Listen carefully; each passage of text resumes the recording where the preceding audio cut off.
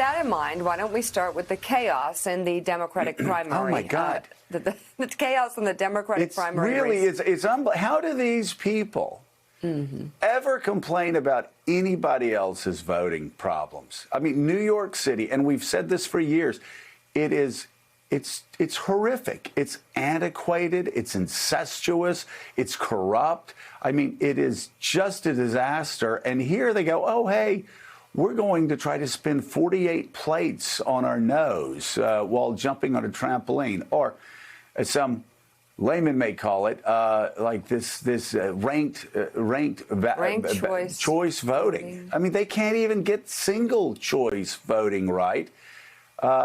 And now they're trying this, and yeah, it's once again, they're showing just how incompetent they are. Well, the Democratic primary race for New York City mayor got even more confusing last night when election officials released and then retracted their latest vote count.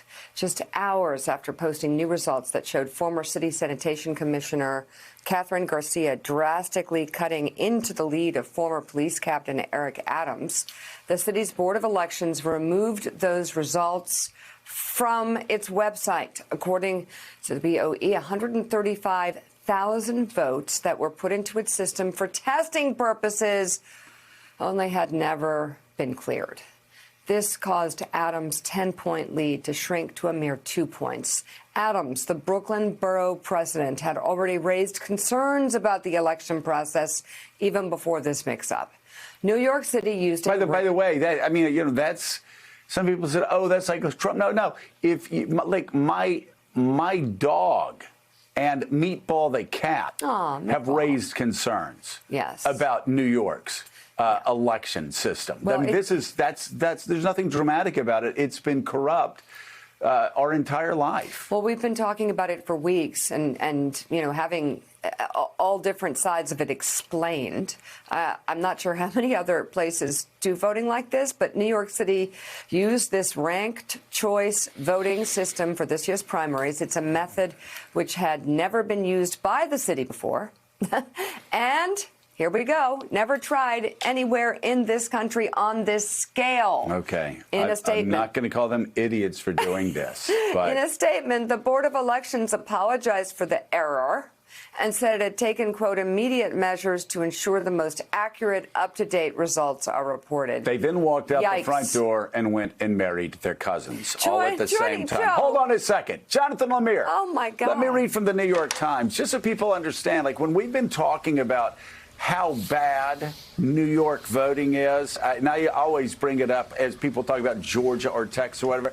I was like, you want to vote in Georgia before you want to vote in New York. It's just you want to vote in Texas before you want to vote in New York. You want to vote in hell before you want to vote in New York City.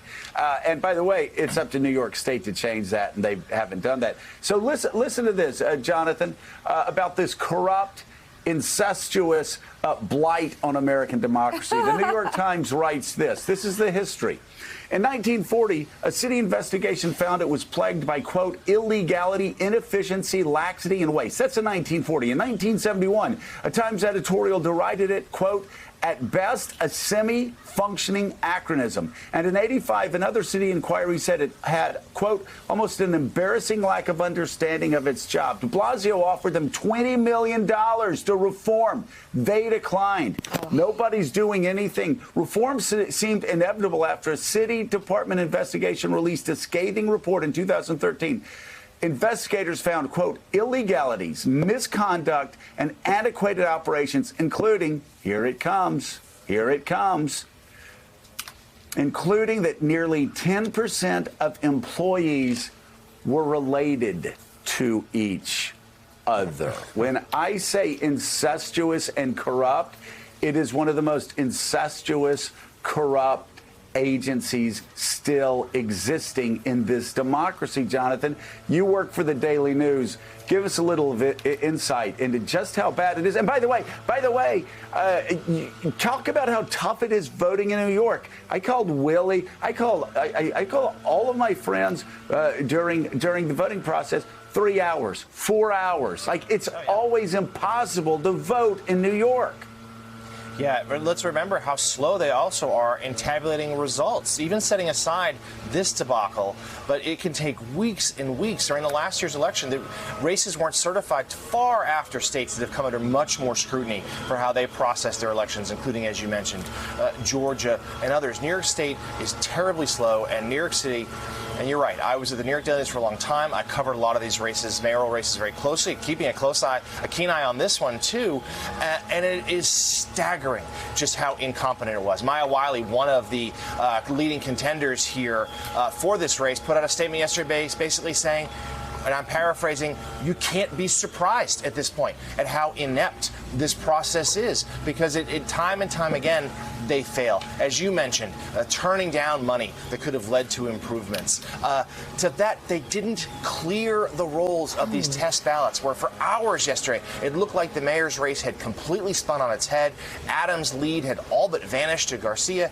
And then the Board of Elections just simply withdrew those numbers and took hours before they offered any sort of explanation as to what happened, just further sowing chaos and confusion, frankly, at a time when Americans don't have necessarily a lot of faith in their voting system because of the doubts planted by former President Trump and his cronies. So I'll even spare the Yankee fan joke here with the New York City Board of Elections, Joe and Mika. This is just a disgrace, and it needs to get fixed as soon as possible.